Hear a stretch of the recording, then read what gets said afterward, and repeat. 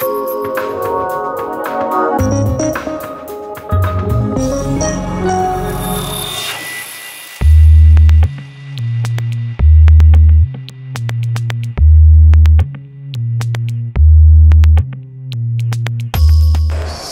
iso kehitysaskel tulee olemaan tämmöinen kuin teollisuus 4.0, missä todellinen ja virtuaalinen tuotanto yhdistyy.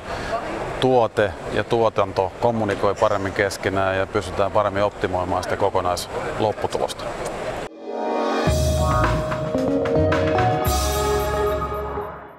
Tehokkuus ja nopeus on avainasia.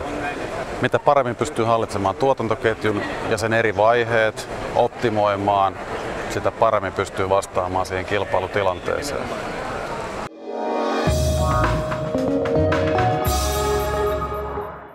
Ja nyt on selkeästi otettu ensimmäisiä askeleita kohti tätä teollisuus 4.0 ja siitä ehkä esimerkkinä voisi olla tämä Tieportal suunnitteluohjelmistoalusta, samoin kuin PLM-suunnitteluohjelmistot. Tieportal suunnittelualustaa käytetään muun muassa Mersun tuotannossa Uuden kaupungin autotehtaalla.